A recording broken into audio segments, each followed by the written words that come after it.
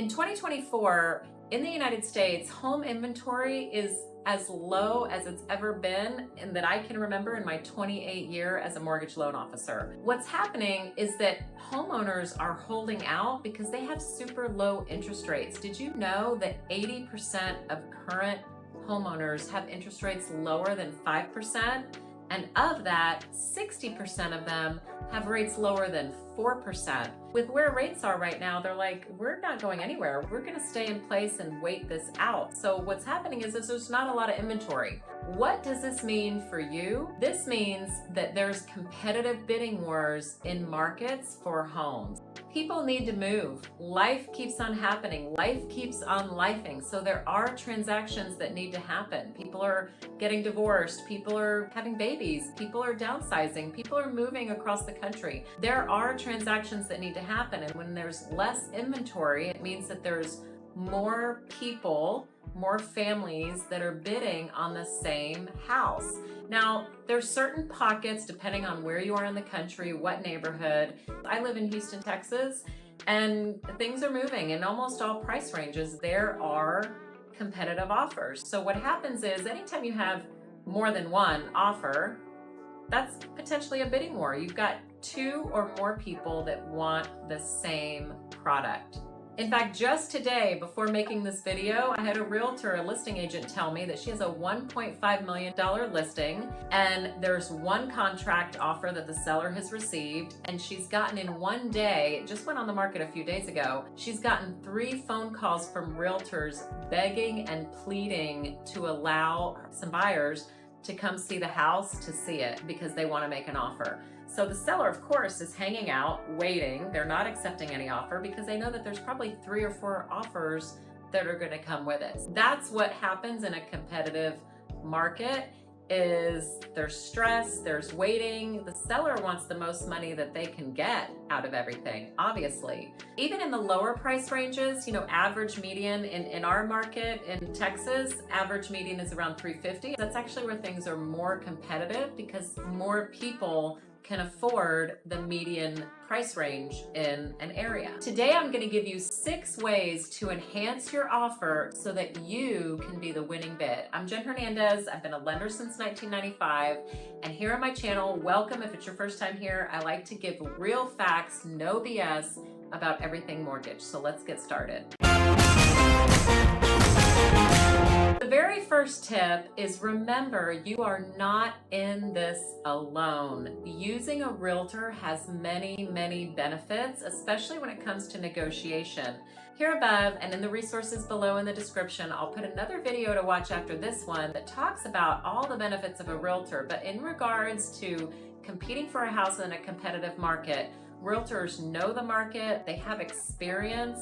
Trust me, they've helped more people than you have bought homes. They have a lot of experience and they're skilled at being able to negotiate with the seller or the seller's agent on your behalf to know what's working in the market currently. They've got their tabs on the market. So that's one of the very many benefits of using a realtor. The second way to potentially stand out and win the offer is your loan type. Conventional loans historically are more attractive to sellers than FHA loans.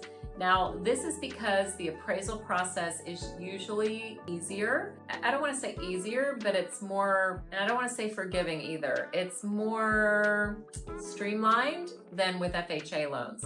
FHA loans are loans that are sponsored by the government, and they are more detailed when it comes to condition of the property. They really don't like deferred maintenance, and so it's a little more harsh on the appraisal outcome and what they analyze. For this reason, sellers usually prefer conventional loans. When you're trying to stand out in 2, 3, 4 other offers, a conventional loan could be the way to do it. So talk to your lender to see if you can qualify for a conventional loan. The third tip is a quick close. So average closing, I think in most markets, at least in the one that I'm in Texas, is about 30 days.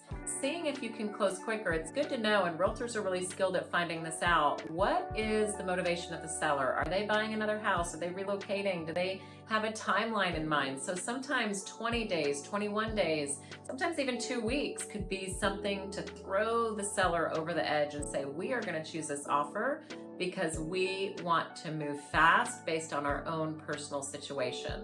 The fourth way to stand out is to have an option period or inspection period. In different states, it might be called different.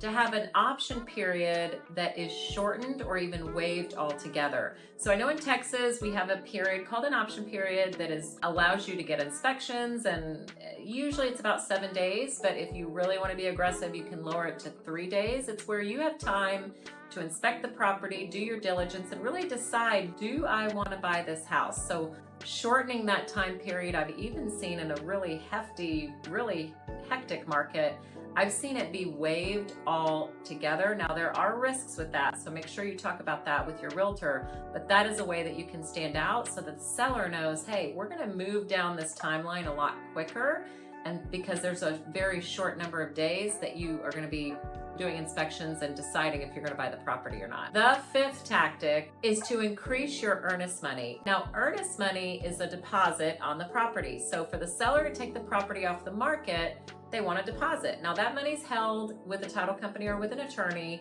It's not held by the seller directly. It's usually about 1%. Again, in your market, it might be a little different, but let's say it's 1%.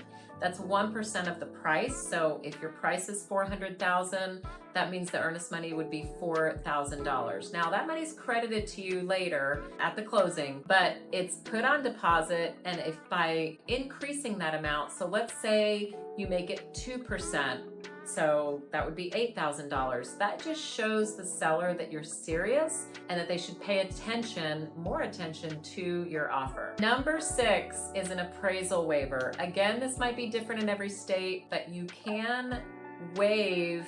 Now, an appraisal still has to be done if you're getting financing, right? If you're paying cash, that's a whole different point. That is definitely a way to stand out. But if you're getting financing, there's an appraisal that has to be done. So you can, by waiving the appraisal, there's an addendum, at least in Texas, there's an addendum that says, hey, regardless of what the appraisal comes in at, I'm gonna still buy the property. So we saw this a lot in 2021 in our market where things were very crazy. People knew that they were bidding $30,000, $40,000, $50,000 above the price. And so they signed this form and they showed proof of funds like, hey, we have the extra money over and above to pay the difference if this appraisal, when we know the appraisal's coming in short. So that is probably the last thing that I would do, but that is a way to entice the seller. Now, you could also do a whole combination of all of these things and really, really stand out.